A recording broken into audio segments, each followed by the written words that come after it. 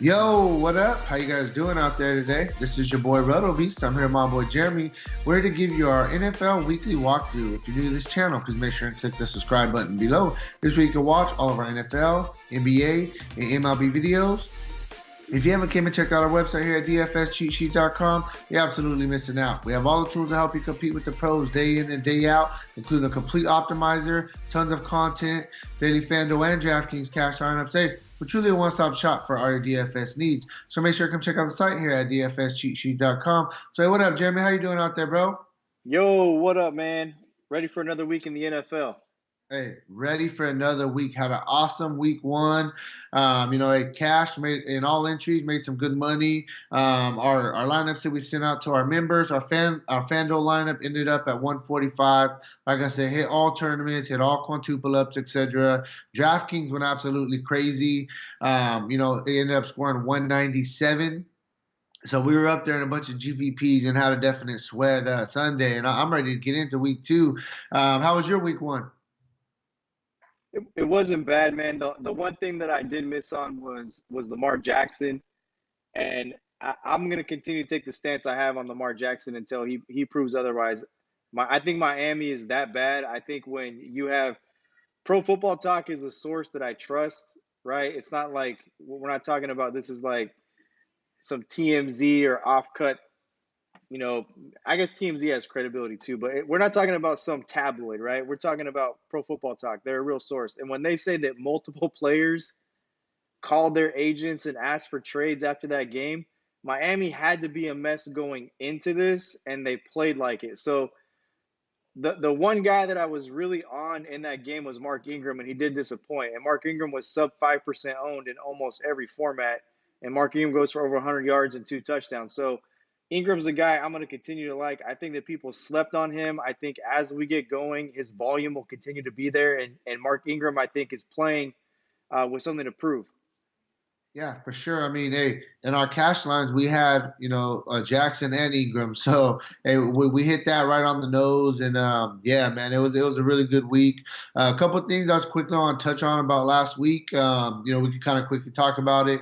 Nick Foles is out now. What do you think that does for kind of D.D. Westbrook stock? Yeah, I think D.D. Westbrook's stock is going to be fine, to be honest with you. I mean, look, you got Gardner Minshew who came in, and the thing about Minshew is this guy was recruited to be the backup quarterback at Alabama and said no.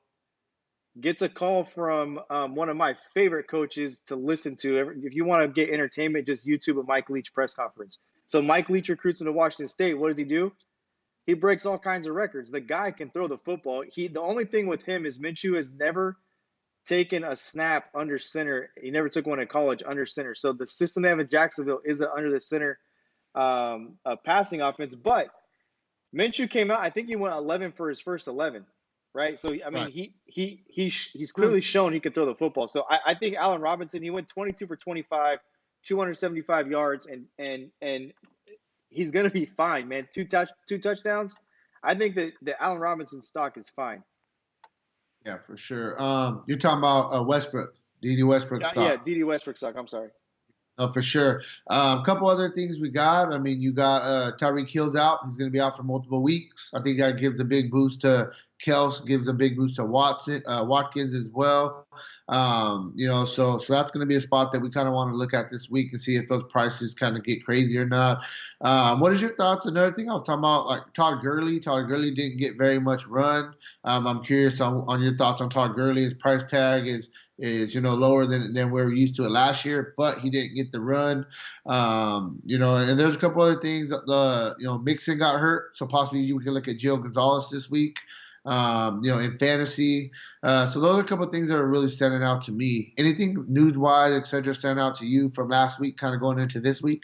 Yeah, look, sleep on Todd Gurley, please, because he had 14 carries for 97 yards. So sleep Right. on Todd Gurley, right? You're going to give me Todd Gurley at 7,000 with all the ability in the world to catch the ball out of the backfield. I think what you're seeing is the Rams have converted to the what is now the conventional way of the NFL with running backs, a two-back system, right? And I think they were sold on that because they had no other choice, right? You look at last year what happened when Gurley had the knee injury or whatever you want to call the situation with his knee. They had to go to a two-back system. Gurley got limited touches, and I think that they can get more out of Gurley by putting him in certain situations and getting the most productivity out of him. So I think Gurley is going to be fine. I think at 7,000, the guy's going to get you.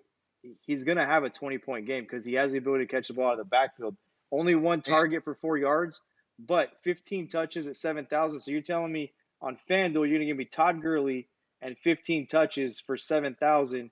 Tell me somebody else that you're going to get at 7,000 who's going to get you 15 touches. There's not a No, receiver who's going to do that for you. yeah, no. Also, too, it's like they're going against New Orleans. They both are projected to have really high scores. New Orleans tends to get in some shootouts.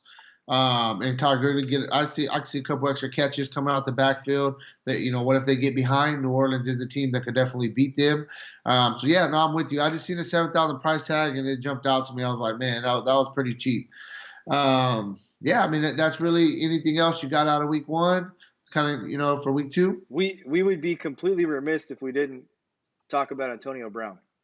Oh, yeah. Oh, I need to know a story. I know you told that you have the in-depth story, so I want to hear about that, and then we'll move on. This is our caps. This is our ending to week one. It's not because I'm going to ask you a question about a tweet before we move on. So the Antonio Brown thing. So his attorney has released a letter, and the letter says it kind of spells out a believable situation. Now I don't know if it's true or there's two sides to every story, right? But what the letter's claiming is that this woman trained Antonio Brown for like a year and a half, and then she asked him to invest $1.6 million in a business, and he was going to do it. And then, upon doing his due diligence, found out that she had just got hit with a $30,000 tax lien from the IRS, and then 300,000 of the 1.6 million was going to go to buy her mother a house. And he said, "I'm not giving you 1.6 million dollars." Didn't do the investment, and then they parted ways. She didn't train him anymore. On top of that, he says he has text messages, and you can look at her Instagram and his Instagram and see that throughout 2018, they were together doing things. And as the date that she claims the sexual assault occurred, she texted him and asked for tickets to a Steelers game that he gave to her, and then they went to his house a week after she claims that the sexual assault took place. Now, I don't know if any of this is true. That's just a timeline that his attorney has rolled out. So um, the most interesting part of this is that the New England Patriots are going to find something out. I think the Patriots are going to ask if you have proof of the timeline that you're claiming, give it to us. I think the important thing is that there's no criminal charges pending against him. It's a lawsuit. And the rumor tonight is that they might put him on the commissioner's list. And if they do that, he would. I mean, we've seen Adrian Peterson go on the commissioner's list when he had the child abuse thing. So if they put him on the commissioner's list, there's a whole bunch of things that go into that. I think if he gets put on the commissioner's list, he sees his way out of New England before he ever puts a uniform on. That's a likely scenario because I don't see him shutting up. Yeah, and the Patriots they don't play that for sure. Yeah, so I mean, So here's the question I have for you. okay. One tweet after Antonio Brown signed his contract set social media on fire. I don't know if you saw it, but Rob Gronkowski just tweeted the eyeball emoji. That was it. I didn't see that. And there's all kinds of speculation like, did you just sign a deal with the LASIK surgeon's office, or are you talking about you're coming back, or Yeah, what? bro. Imagine they have Antonio Brown and Gronkowski comes back, bro. I On mean, top of Josh Gordon, on top of Julian Edelman, on top of what they have, yeah. that's cheating, bro. That's cheating. Yeah, last thing I want to talk about real quick before we get out of week one. Hey, I want to give my boy props. Deshaun Jackson, win nuts. You were all over him the other day when we did that video. So I'll give you a little love for that one. That was a good call right there for sure. So yeah, you ready to jump in and talk week two? Yeah, for sure. So I mean, we're not really gonna talk about the I Thursday want to say, game and wait, I want to say one other thing about week one, though. Okay, go ahead. I also said that Jameis Winston was a turnover machine, and I didn't see it. I didn't see it. Yeah, I I think think he threw the ball over 5 times, he was crazy owning cash too. which Crazy is owning nuts. cash. Right. Um, so we're not really going to talk about Thursday game. We're not going to, and Monday game. We'll kind of do a breakdown segment of those two games probably tomorrow night. Get you ready for Thursday if you're playing those, the single entry, or you're playing the Thursday through Monday. Today we're more just going to focus on main slate, just to kind of get you an early preview of what we're looking at. So first thing I'm going to get started with, I'm going to get started because this game, I mean, yes, we're on this topic. So let's start with the Patriots at Miami. You got interest in this game? Absolutely. You have to have interest in this game. Miami looked terrible, right? They looked terrible against a guy that, in his own words at his press conference, said not bad for a running back, right? This is Tom Brady with potentially with Antonio Brown, Josh Gordon, Julian Edelman, and the running game they have, and they just obliterated Pittsburgh. So I absolutely have interest in New England across the board. Start the quarterback position. I mean, Tom Brady, $7,800. That's a really, really, really cheap price. And if he keeps playing at this level, you're not going to see him below 9,000. Yeah, I'm just a little bit scared of the blowout. That's the only thing. Like I mean, we've seen it with Buffalo and their guys, but at the same time, we've seen Buffalo put up the points quick and then they got out. So and it's week two, so So I definitely see them trying to I will get a tell rhythm. you this, right? As much interest as I have in Tom Brady, there's a rule that used to apply when LeGarrette Blunt was there. The LeGarrette Blunt rule. If New England was favored by more than 13, roll LeGarrette Blunt because he I was going to get you. come in and close it down. So Sonny Michel is a guy that I have a lot of interest in this game based off what Mark Ingram did, quietly going for over 100 yards in his 2 touchdowns. New England's are going to, I don't know what the spread is in this game, or is it even out yet? Um, Yes, I got you right here. So New England is favored by 18 and a half. roll Sonny Michel. I mean, Yeah, this could be a Sonny. I like that pick because he didn't have a very good week last week, so I definitely can see a bounce back week, and I can see them trying to get him going because that's their main back at the end of the day. Right. Next game we'll talk about is we are going to go with the Chiefs going into Oakland Black Hole. What you think about that game? Yeah, I mean, look, we just talked about Minshew going 22 of 25 against Kansas City. Kansas City's defense is supposed to be revamped and renewed, but their defense has never been scary. Their Right. defense hasn't been scary. We talked about what they lost off that defense. You lose an Eric Berry. You you lose pieces off the defensive line. So is it scary for a rookie to go into Arrowhead? Absolutely it is. But they've got LeGarrette Blunt, man. And if you have a good running back and you've got a receiver, you can take some pressure off your quarterback if you can run the football. If they're able to run the football, um, then I think that what you saw with Oakland was you saw plenty of weapons on display last night, and they were able to run the football. And this, look, man, I called, I called the running back. I told everybody that this was a really good spot for Josh Jacobs. I don't know how anybody could be. If you're a fan of life, you have to be a fan of Josh Jacobs, man. This guy slept in his car with his family all through high school, slept on the floor in his dorm room because he was more comfortable on the floor because he'd slept in a car his whole life. Josh Jacobs is electric, man. And you get Tyrell Williams here. They've got weapons. And I Yeah. like the mentality that they have with their backs against the wall. So if Derek Carr is going to be this efficient, they're playing a Kansas City defense. It's in Oakland. This is the last time Kansas City and Oakland will play in Oakland. So I expect it'll be raucous. It'll be rowdy. I love Josh Jacobs. I like Derek Carr too, but Josh Jacobs is the guy I really like. He showed the ability to get involved in the passing game, to be in the game on third down as well. He caught a huge pass late in that game for like a 30-yard gain. So I think Josh Jacobs in a really good spot. Yeah, no, I mean Derek Carr 6,600 on FanDuel, Jacobs 6,500, and then even Terrell Williams coming off the big game going to 5,900. I definitely think that they all are viable against a Kansas City Chiefs defense that's looking suspect. On the Chiefs side of things, I mean you got obviously Patrick Mahomes, 9,000 is the thing. You want to pay the price tag for him?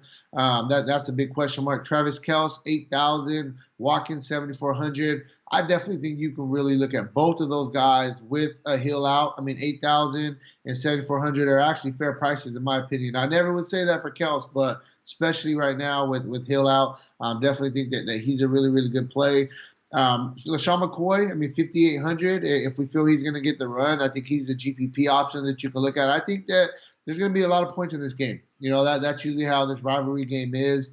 So I think this is a good game to target on both sides for sure.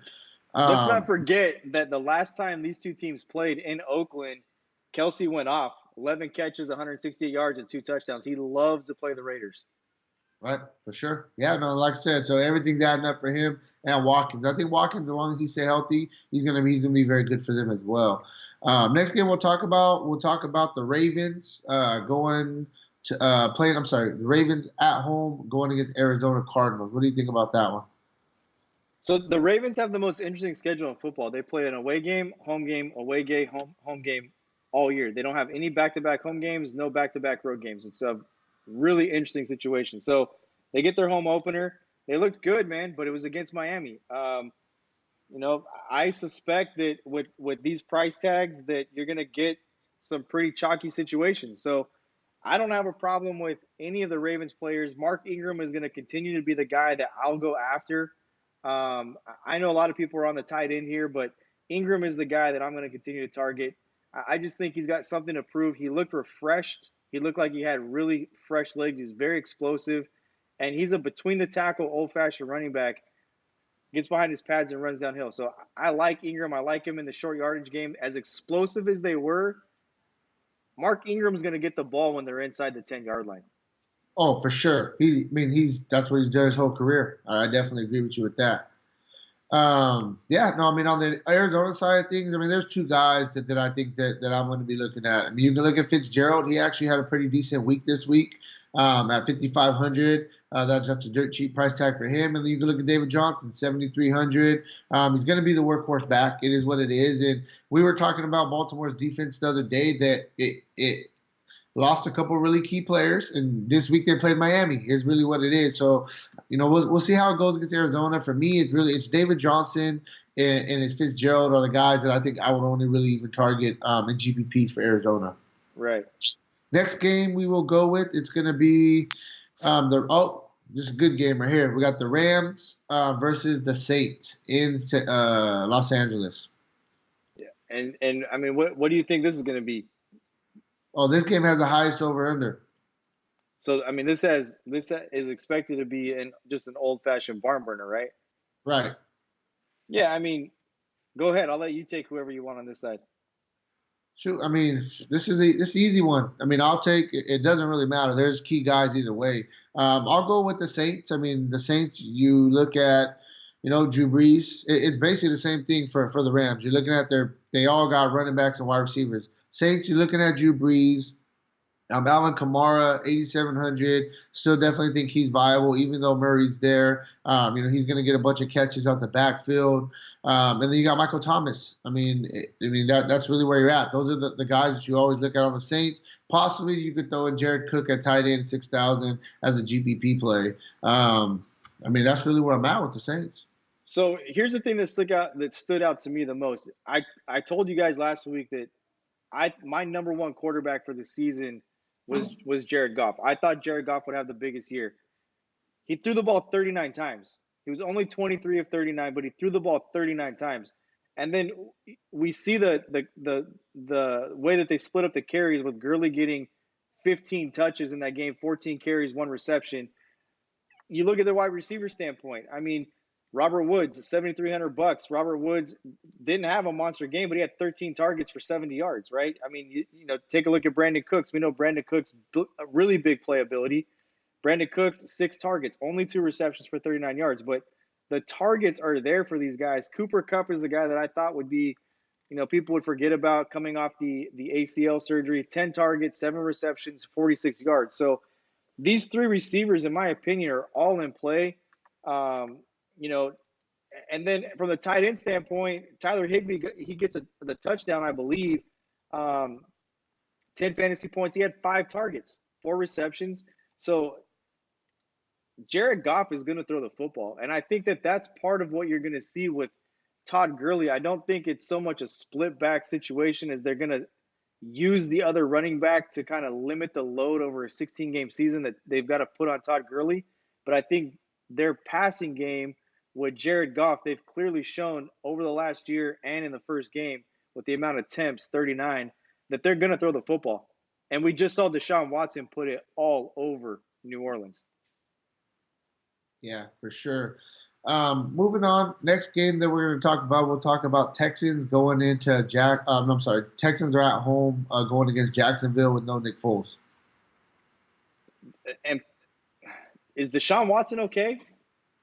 I think he was all right. He had that game-winning drive. Well, it was supposed to be the game-winning drive, left Drew Brees 40-something seconds, ended up losing. Right. He just didn't look okay, though, to me. Did he look – he looked okay. I don't know. We'll find out Wednesday. Yeah, I thought he looked fine. But what do you think about this game? If anything was suspect to me, it was Houston's defense. Yeah, they looked good in the first half, but New Orleans still found a way to come back and win that game, didn't they? Yeah, for sure. Well, 45 seconds, you can't leave Drew Brees the ball. But it was the tale of two halves, right? So, look, I'll take the Jacksonville side because you've got Gardner Minshew, and this is the situation we were just talking about when we were talking about the Raiders, right?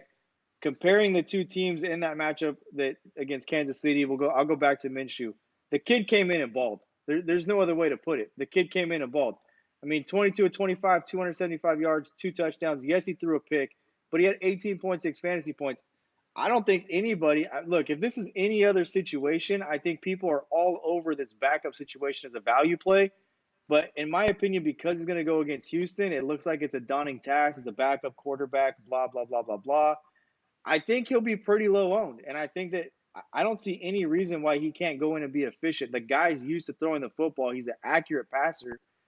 Like I said, he broke all these records in college. So I'm okay rolling Jacksonville until Houston's defense proves me wrong and proves that they're everything that they thought they were. Yeah, no, for sure. On the Houston side of things, you're looking at Deshaun Watson. At the end of the day, this guy, he gets a ton of yards on the ground. He didn't look too bad. He was 20 for 30, 268 yards, 2 for 3 touchdowns, an interception. On the ground, this is what we like about him. On the ground, 4 carries for 40 yards and a rushing touchdown for 31 fantasy points, almost 32 fantasy points. I definitely think that he's in play. We just seen what Mahomes did to Jacksonville. Running back wise, Duke Johnson, he didn't necessarily have the best week, but he's cheap, 6,100. He's the main running back, 9 carries, 57 yards, 5 targets, caught 4 of them for 33 yards, 11 fantasy points. 6,000, obviously we want more, but that's not horrible. And if he sneaks into the end zone, gets a touchdown, then boom, man, you're looking really, really good. And then you got the man himself. You got DeAndre Hopkins. This guy is top 2 receiver in the league. Had a very good week this week against the Saints. 8 catches on 13 targets, 111 yards, 2 touchdowns. He's going to continue to get the ball thrown his way a ton. Him and Watson have a really good chemistry. And then the only other guy that I think that you could even consider, I like the guy Will Fuller. He's shown us in the past couple of years when he was healthy, he's a guy that could get behind the defense and hit the big play. 6,100, I think is a decent price tag for him as a GBP flyer. He caught 2 of 3 passes, only 3 targets, but like I said, he gets the long ones. He's 2 catches for 69 yards, averaged out to almost 35 yards a catch. So I think that he's a GPP guy you can look at. Outside of that, that's really where I'm at with the Texans, and I'm ready to move on to the next game. It's actually going to be a pretty good game as well. I don't know why at 6,100 you like Duke Johnson over Carlos Hyde at 5,400. Carlos Hyde had 1 more carry. He had 10 for 84. I think that you have to let it play out. I think both guys are in play. I think that because they're both in play and they both had a pretty good load as far as Duke Johnson had 9 carries, correct? Yeah, he had 9 57. I like the fact that he's the receiving back though, and they do a lot of check downs. And that was what was kind of standing out to me, really the difference. But I get what you're saying completely though. I mean, here's my opinion, right? My opinion is that Carlos Hyde is a better ball catcher out of the backfield than Duke Johnson is because Duke Johnson played where they tried to use Duke Johnson in a bunch of different ways in Cleveland, right? I mean, he was even a receiver at one time in a slot role. Carlos Hyde's played running back his whole career, and one thing that he has done for sure, going back to his days in San Francisco, is catch the ball out of the backfield. I like Carlos Hyde in tournaments a lot more than I like Duke Johnson. Yeah, no, I get you for sure. I'm just like target wise, he got one extra carry. He definitely produced more on the ground, but he got one target for 2 catches. So it could go either way. Next game that we are gonna go with is gonna be the Eagles in Atlanta. The Eagles are going into Atlanta. What do you think about this game? I don't Shootout? know. I don't know what to think about Atlanta, man. I just don't know what to think about Atlanta, to be honest with you. And they got so much talent. I mean, that's the thing. I mean, we don't even have to. I mean, I'll just keep it simple. I'll take the Atlanta side of things real quick. Matt Ryan. I mean, That 7,900. that game is not on the main slate though, correct? Let me check. Hold on. Oh no, you're right. It's on the Sunday night. But that's gonna be a fun game. I like that game. So we'll skip that one then. We will go. The next one we will go to would be the Cowboys. Cowboys at Washington to face the Redskins. Go ahead. I'll let you have our team, bro. Go ahead. Or You you know want me to what? go ahead? Huh? You go ahead, man. You can have Hey, Dallas. I'll talk about this. Nobody in their right mind expected Case Keenum to come out and throw the ball 44 times for 380 yards and 3 touchdowns. Nobody. right. Nobody. I think everybody was really high on Philly's defense. Nobody expected this. The one thing you have to say is that whenever Dallas and Washington play, it's a rivalry game. It's a division game. The two teams know each other really well. They play each other twice a year. From a scheme standpoint, they're not fooling anybody. Now it gets down to football execution, right? So I don't know, man. I think that there's certain pieces for tournaments that are okay. If Darius Juice was playing, he'd be a guy that I would probably like to take a shot on as a flyer play, but he's doubtful. From a wide receiver standpoint, I mean, I can't get behind any of these guys. Vernon Davis is the only guy that I could get behind at 5,100 as a tight end. Dallas did give up a ton of yardage, a ton of yardage. They didn't give up points because they played the bend don't break defense, but they did give up a ton of yards, right? So Vernon Davis, Case Keenum could throw it all over the lot if they get behind, which I'm sure that the spread has got to be 10, right? What is the spread in this game? The spread in this game is. Let me pull it up for you real quick. I just had it. Oh, 4.5. 46 over under. It's 4.5. 4.5. That line's gonna move, man. That Vegas is trying to get people to bite. There's no way that stays at 4.5, dude. Dallas has too many weapons. I don't Yeah. see it. But Look, Vernon Davis, Case Keenum, those are guys that I would look at. Chris yeah. Thompson, if he's going to be in play, I guess, because he catches the ball at the backfield, you could look at him. Adrian Peterson buried here at 4,800. I mean, if Darius Juice is doubtful, I mean, I don't know. I'm kind of throwing darts here, but Keenum's going to throw the ball. They're going to be from behind. I don't mind it in tournaments, but not at a high exposure rate. Yeah, I mean, on the Cowboys side, it's short and simple. You can look at Dak 7,700 for a GPP play. Elliott didn't get necessarily, the touches that we want from a fantasy perspective last week, but his carries are going to tick up, and I can see him getting closer to his normal workload this week. He got to be in play at 8,500. Amari Cooper, Gallup, both wide receivers look very, very good this week. And then and one more guy I'm gonna throw out there, man. I was really impressed, and I really like this price tag. Randall Cobb, 5,500. Prescott was really, really looking for Cobb, and he was really spreading it out. And he looked good, like I said. So I think all three of these wide receivers are in play, and I'm really, really intrigued by this price of Randall Cobb at 5,500. You and everybody else, Randall Cobb, in my opinion, will be chalk city as wide receiver number 3 in cash games this week. It's cheap. 5,500 is cheap.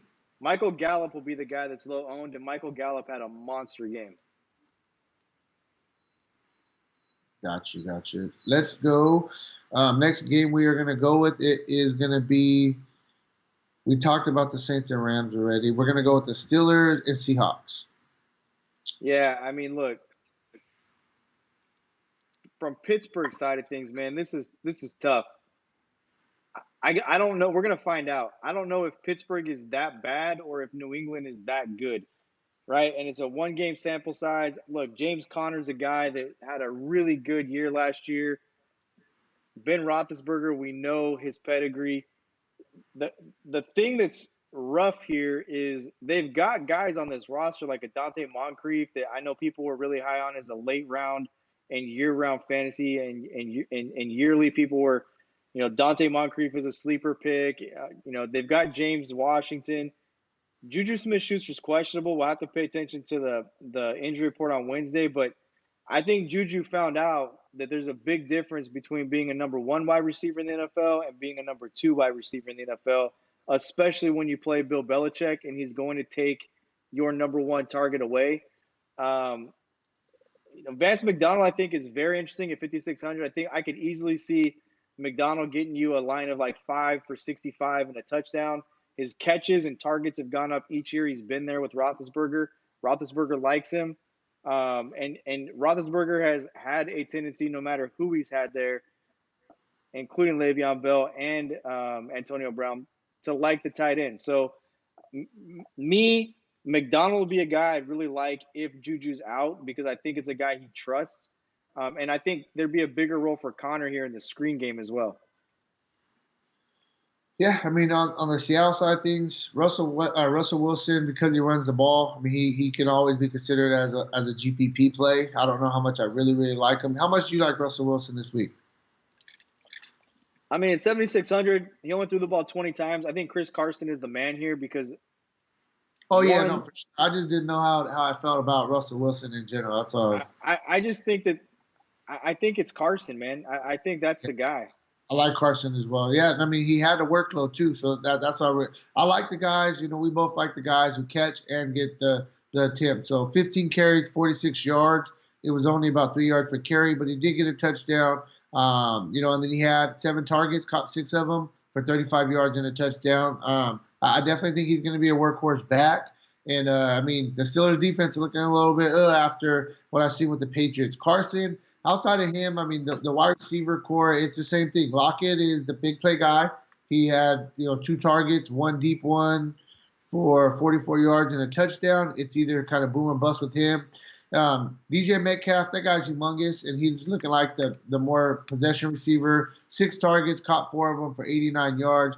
A big body guy, 6,100. I think that you could consider him. But yeah, I mean, outside of Carson, that's really the main guy that you want to kind of focus on with Seattle. I don't know how this dude plays wide receiver, man. He can't even move his arms. Like, what's going I, on? I don't know. I mean, there's a picture that came out of him in the locker room, and I want to say that I don't know who it is, man, but there's two yoked dudes that are next to him in the picture, and they look like, I mean, they look like the before version, and he's the after, man. It is nuts how that's a freak of nature, man. He's a physical specimen. Look, I like, I think that overall, this is a copycat sport. The NFL is a copycat league. Fantasy is a copycat sport. It's a streamlined sport. People will always streamline offenses against bad defenses. It's just the way this thing rolls.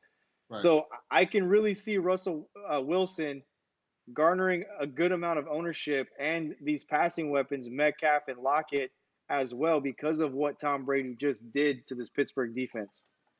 Yeah, no, for sure. So it's fair. Moving on, next game we're going to talk about the Chargers going into Detroit to face the Lions. I mean, heartbreak city for Detroit, right? That's a tough deal for them. Are they on the main slate? Oh, okay, there we go. Yeah. Look, Kenny Galladay was Kenny Galladay, right? I mean, he was Kenny Galladay. Matthew Stafford, he was Matthew Stafford, and then the Lions ended up being the Lions, right? Stafford threw it 45 times. This reminds me of how Andrew Luck started last year, where he just kept throwing the ball 40 and 45 times a game and stayed pretty low price on FanDuel almost the whole year. I mean, 27 to 45, 385 yards, 3 touchdowns. Pretty good day at the office if you're Matthew Stafford. The Chargers, I really expected a lot more out of that defense, especially without Andrew Luck and that being a Jacoby Brissett show. I did not expect the Chargers to give up that many points or yards to that Indianapolis Colts team. Just did not. I thought the Chargers were a much better defense. So we know that Detroit's going to throw it.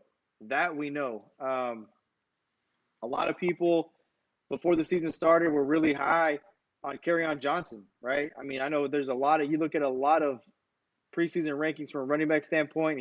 A lot of people had him in their top 10. I didn't see it. Detroit has not had a running back in a long time that they've committed to. So for me, look, load the receivers up. I'm good with that. The guy that I really like is TJ Hawkinson. Hawkinson did way more than I thought he would do against Arizona, to be honest with you. I thought that's a top 5 secondary. I thought it was not going to be a good spot to roll this guy out in. I will definitely roll out Hawkinson this week. His price though all the way up to 6,000 on FanDuel.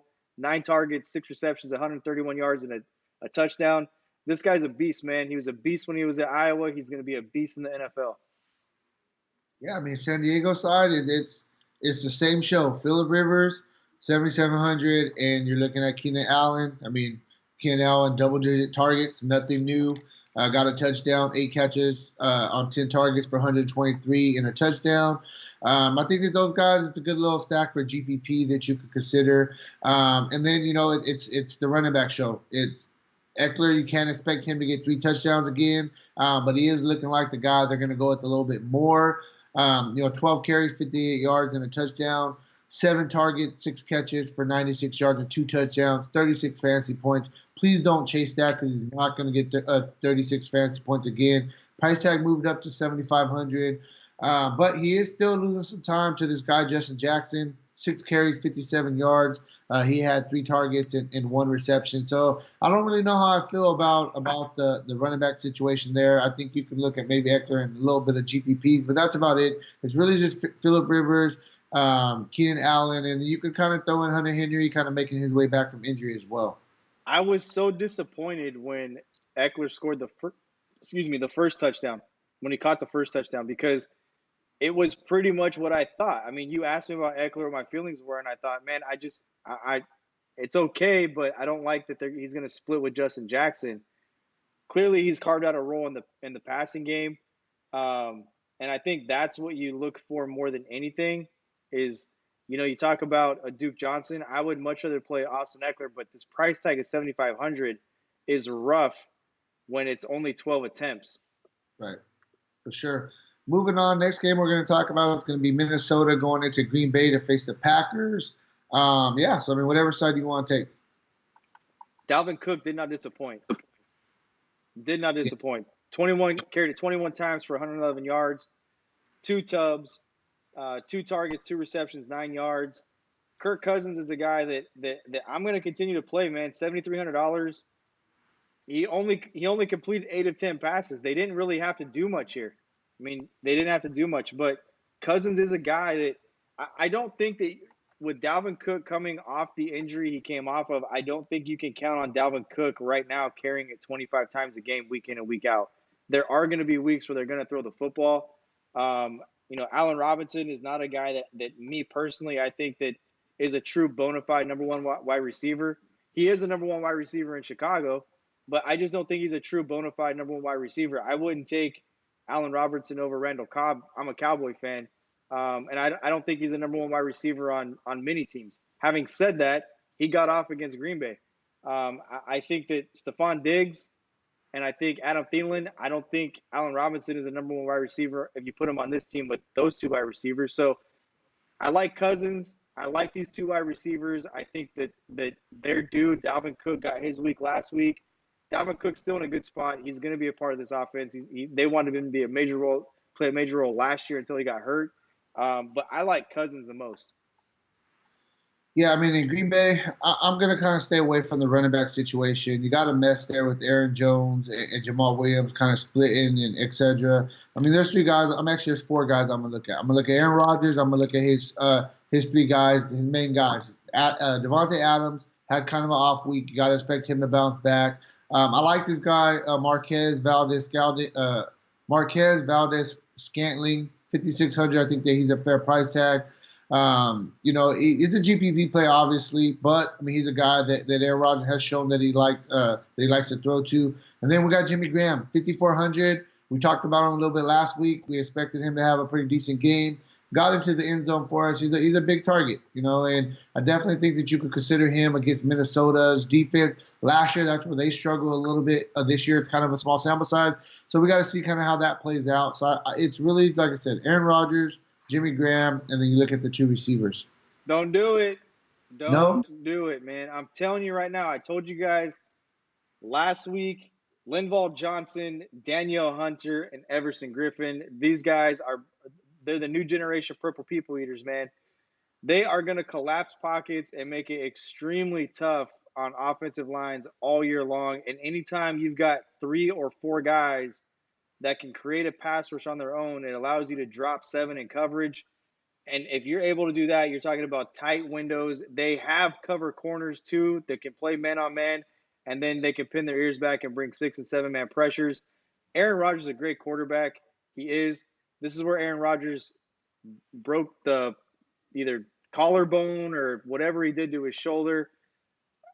Look, I don't like Green Bay this week at all. It's a division game. I like Minnesota's defense, man. 16 points last week, 4 sacks, 2 picks, a fumble recovery. I think this is a very contrarian play because I do think that people will look for this to be somewhat of a shootout. Yeah, no, I get you. Next game we're gonna go with, it's gonna be the Titans. It's gonna be Indianapolis going into Tennessee to face the Titans. Tennessee, man, that started fast and ended fast for Cleveland, didn't it? Yeah, no, and we talked about Tennessee's defense a little bit too. We said it's good, but we got to see how it's going to be, and they didn't disappoint us. 23 fantasy points, 5 sacks, 3 picks, gave up 13 points. Tennessee's defense is real, man. It's real, and we're gonna find out if Indianapolis is good or if Tennessee's defense is legit. Like I said, I didn't expect Indianapolis to go in there and do what they did, especially against this Chargers defense. I didn't expect that. They don't look. They're deprived of weapons too, man. They really are. T.Y. Hilton, yes. Eric Ebron, okay. They still got Jack Doyle. Jack Doyle was a very popular player last year and the year before, but I don't see it, man. I'm gonna stick with Tennessee's defense all day long.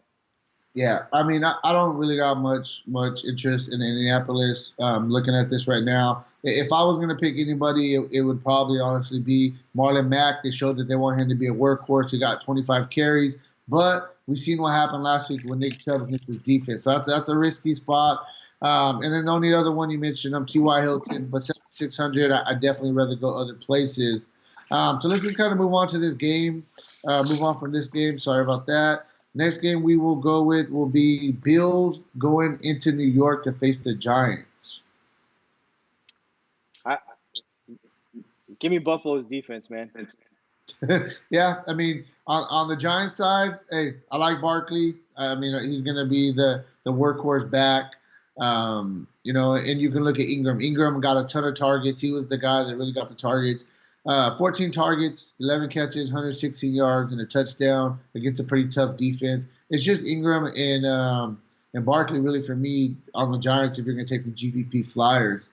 We can move on from this game. Next game we're going to go with, it's going to be the Bengals going into San Francisco going into Cincinnati to face the Bengals. Yeah, so 2 running backs are out here, and that puts the focus back on the guy that I thought the focus should have been on in the first place for the 49ers. That's Matt Breida. I mean, Breida was a guy, he carries it 15 times, only 37 yards and 1 target. There was so much hype around Tevin Coleman. Matt Breida was a guy I liked a lot last year. Jimmy Garoppolo we're talking about what could have been a completely different day for him. 18 to 27, 166 yards and 1 touchdown. Easily could have had 3 touchdowns and over 250 yards. I know that 2 touchdowns to Kittle were called back. One was Um, I believe they had not enough men on the line of scrimmage was one of them, and then I can't remember what the second one was. But go ahead. No, there was 2 touchdowns called back. I was frustrated because we had Kittle too. I'm going crazy. I look back, I'm like, oh, come on. Yeah, 18 to 27, 166 yards for Jimmy Garoppolo. I know he missed some wide open wide receivers. He was a little bit rusty, but Jimmy G's legit, man. He was legit before he hurt his ACL. And I think that they're going to go and put some points up here, man. I think the 49ers are getting rhythm. It's a good spot for them. Get 2-0. They've got targets: Dante Pettis, Marquise Goodwin, you know, Richie James Jr., the tight end, we don't have to say, but George Kittle's the man. I mean, George Kittle's the man. Yeah, he's gonna get a lot of red zone targets. That was one thing that really jumped out to me. I mean, I mean, man, he had 10 targets, 8 catches, 54 yards, and 2 touchdowns called back. yeah, it would have been a monster day. Yeah, I mean, on the Cincinnati side of things, I mean, there's 2 guys that I think you could even consider as GPP plays. And that's about it. I mean, looking like Joe Mixon's going to be out. That would be Giovanni Bernard stepping into that main role. 5,700. The price tag is a little bit intriguing. He has 7 carries for 21 yards, 2 catches on 3 targets for 42 yards. So if he's going to get a bunch of work, 5,700, I think you can look at him as a GPP play. And then wide receiver wise, Tyler Boyd, he did get the targets like we expected. Had 11 targets, caught 8 for 60 yards. But Richard Sherman, man, he was looking good. So if Richard Sherman's going to be on Tyler Boyd, then that scares me a little bit. That's really where I'm at with Cincinnati. It's really just if Mixon's out, I think the guy that I really like on that team is going to be Bernard for 5,700. Moving on to the final game we're going to talk about, it's going to be Chicago going into Denver. 2 teams that looked absolutely horrible week 1. So this will be a little fun little roast session, and we'll get out of here. So it'll be interesting to see what's up with Trey Burton. We talked about Trey Burton and being a game time decision going into the Thursday night game. We'll have to see, man. He's been limited throughout practice last week, was held out of that game, ended up being held out in that Thursday night loss. He's got a groin injury. A groin is always something that's nagging. So we'll have to see what happens with Burton. Trubisky, I mean, I think really you can look at 3 guys, right? Tariq Cohen, David, maybe 4. David Montgomery, I'd look possibly for a bounce back situation here, especially the way that the Raiders ran the football against Denver.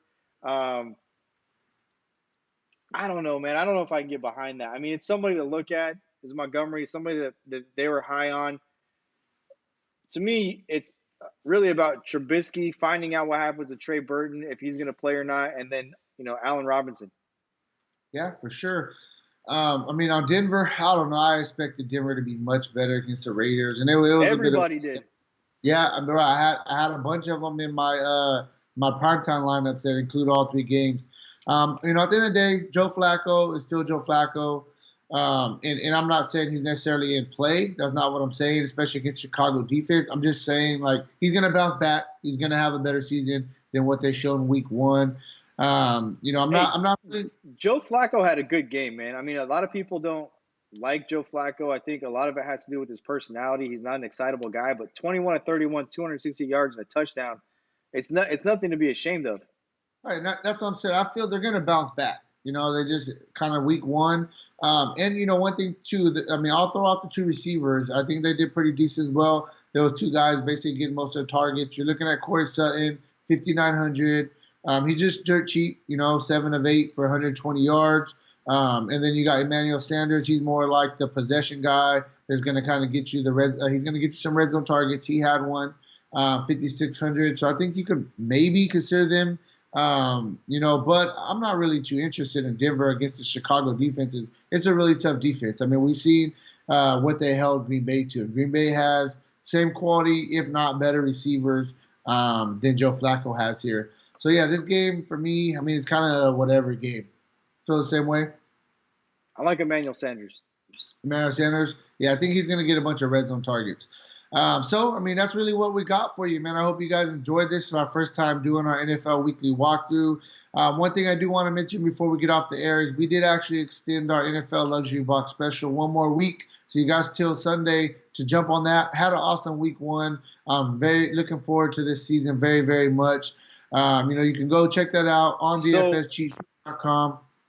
what we'll do is, as long of a streak as the cash lineup goes on, that's how long we'll extend the NFL 2019 promo code. How's that? That's pretty cool. That's fair. Definitely. Hey, well, I plan on winning pretty much every single week, so hopefully it doesn't last too long. But yeah, you can check that out. Use promo code NFL 2019 to take advantage of that sale. And hey, that's it, man. Talk to you guys later. Peace out.